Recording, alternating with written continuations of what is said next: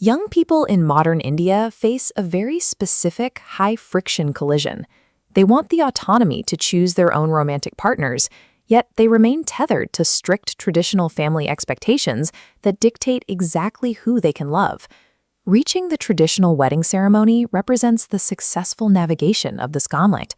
This massive, high-stakes cultural spectacle serves as the final validation of the match, proving the couple has satisfied every external requirement.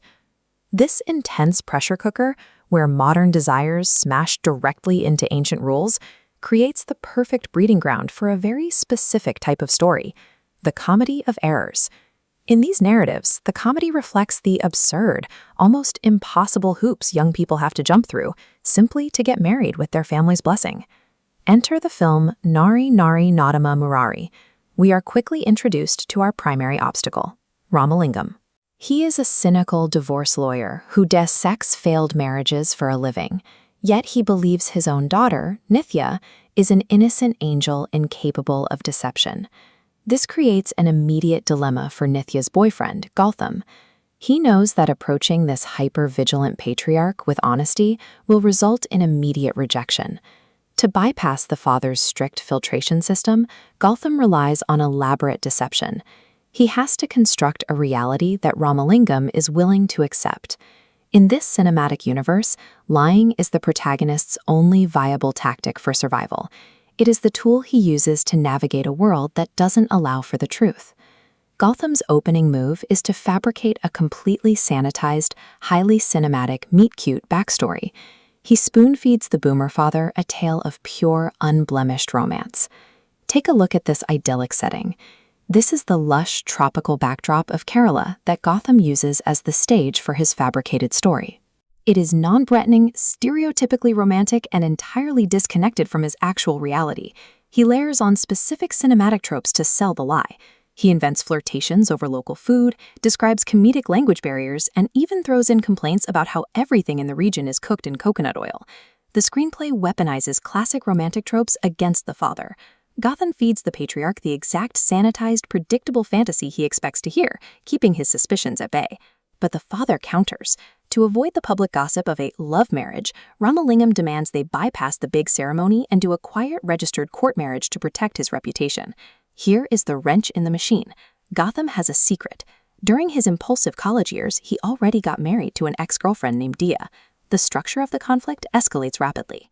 The father's demand for a registry wedding collides with Gautam's past marriage, hitting a hard stop at the state registrar, who demands a legal divorce certificate. Gautam is trapped. He cannot produce the divorce certificate without exposing his past to the strict father, forcing him to escalate his lies to stay afloat. This elevates the stakes from a family dispute to a structural nightmare, as the couple finds themselves pitted against the rigid, unyielding bureaucracy of the state. To keep the tension high, the screenwriters force the characters to execute panicked, highly flawed improvisations to cover up these structural roadblocks. Gautam's first cover-up involves altering evidence. He has a tattoo of his ex-wife's name, Dia, threatening his cover. So he weaponizes false patriotism. He adds the letters IN to the front, turns the tattoo into India, claiming it's a tribute to his country. But the registrar's demand for paperwork forces a desperate shift in strategy. Cornered by the law, Gautam simply fakes his ex-wife's death to close the loop on his legal obligations. The details of this lie are entirely absurd.